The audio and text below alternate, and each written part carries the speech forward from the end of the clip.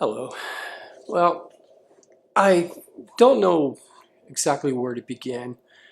I was at a funeral today of a good friend of mine who passed away about a week and a half ago. Um, and I'm sad and mad too, I guess you could say, a little bit of both, because she was young. I mean, in her 40s, and had a 13-year-old daughter. And the way she died was tragic. And there's a part of me that feels like it was avoidable too. Where do I begin? Her name is Joanne. She came here about 13 years ago with her husband from England. And I met her because her and her husband were temporarily staying at my then in-laws' place. And she always had a little bit of a sparkle about her. She was very uh, like warm spirited, I guess you could say. You felt like you could talk to her about almost anything. And and so yeah, we became good friends from that point on. Now, a few years later, her and her husband broke up. And well, actually, it was shortly. It wasn't a few years later. It was probably about a year or so later, after they came to Canada, they broke up. And you make certain judgments about people, why it happened, because well, there's two sides to every story, right? And you never really know who's. There's a little bit of truth on both sides, but it's always biased. And anyhow. We were still in contact though after that. Of course, she wasn't living with my in-laws anymore. She had her own place with her daughter. And my in-laws were very good in keeping a relationship with her and having her come over for like Thanksgiving and Christmas and dinner and all that stuff, her and her daughter. So my relationship, my ex-wife and I, our relationship with her continued on. And then I had a marriage breakdown. And Joe was there for me in a big way. I mean, I could call her any time of the day or night and talk to her for hours. And it was like I really needed that at the time. It was a difficult time for me, and emotionally volatile. And she was an open ear, and she gave me that emotional support, even at the cost of losing her friendship with my ex and my ex's parents, my in-laws. She stood by me regardless. And, so after my divorce settled and everything, and I moved on with my life, I continued having a relationship with her, a friendship. And then, I guess the last time I saw her was she was at that time living with another man. They just bought a house together, and they were hosting a Thanksgiving dinner. It was a beautiful event. And then I think that was the last time I saw her in person. And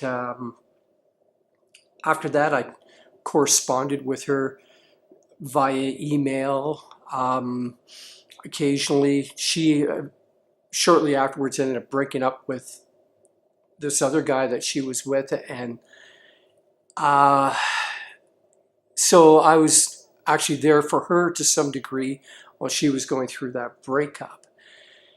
One thing I remember about her was that she was always a very giving person. I mean, she would give of her time. She would always have an open ear to hear your problems. She was very generous with giving hugs to everybody. She was a very emotional person. And very caring, and she loved animals too. But I sort of we drifted apart, um, and that was probably last time I saw her was 2012 maybe. And we went our own ways, and you're thinking everything's okay, like her life is good now, my life is good now, and we're living a distance apart from each other, and so yeah, you just move on with your life, right? And there was the occasional time though when I would feel compelled to call her and to find out how she's doing, or to send her a text or something, and then I'd have a million excuses why not to, maybe I'm intruding, blah blah blah. And about a week before she died, I had that same feeling that I should give her a call, find out how she's doing. And I did. I ignored um, that whatever was prompting me at that time. And and she ended up. It turned out that for the last little while, she was struggling with substance abuse, alcohol, and prescription drugs. That's as far as I know. I don't know the details of that, but that's about all I could gather. It was that she was really having a struggle with addiction, and she even went to rehab. And what's amazing was, in all the years that I knew her, I never saw that in her. Like, I saw a person that was together, that, she was the one listening to other people's problems, and being an open ear for them, and being an emotional support for them, and helping them through their difficult times. And she was. But was it at the neglect of her own soul? This is what I wonder. Like, and it turned out that she did have struggles going on, before I even knew her. So you just don't know, right? Like, a person appears a certain way to you, and you think you know them, and it turns out you don't.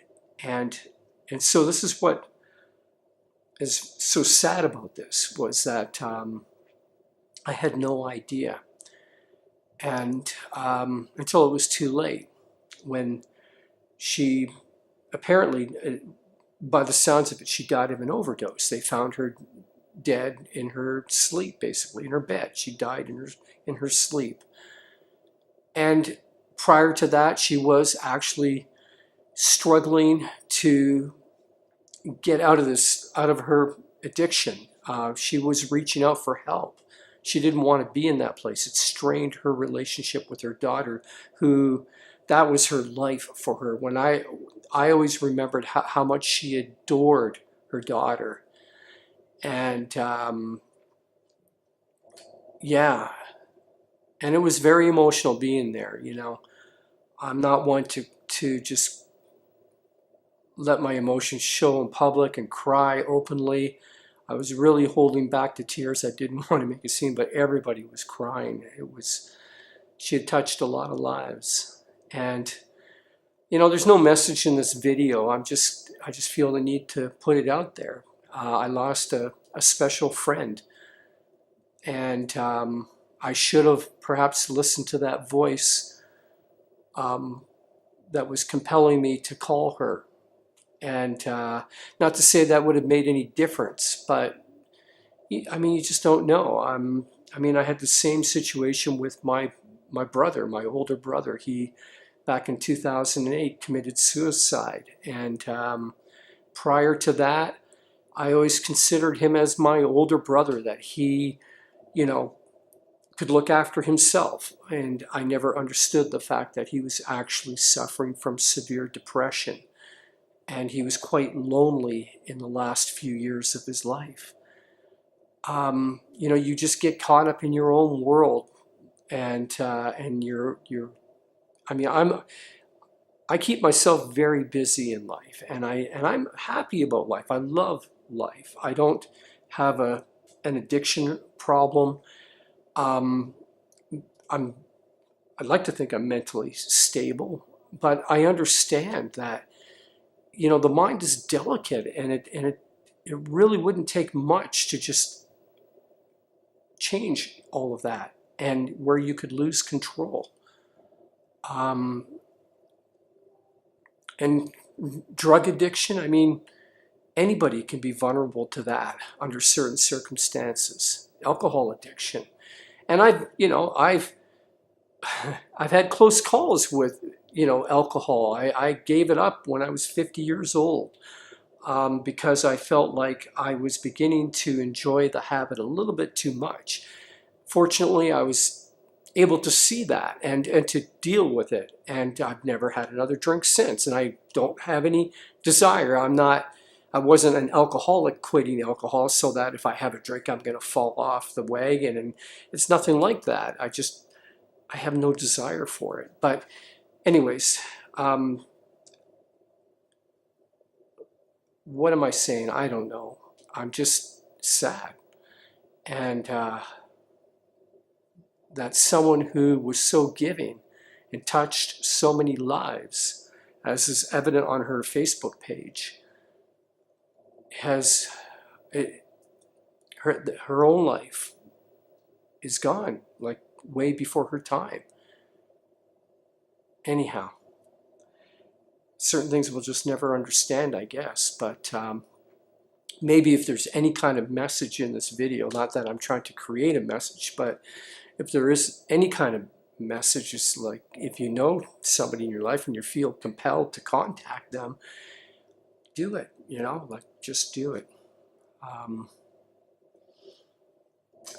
That's all I got to say. Take care.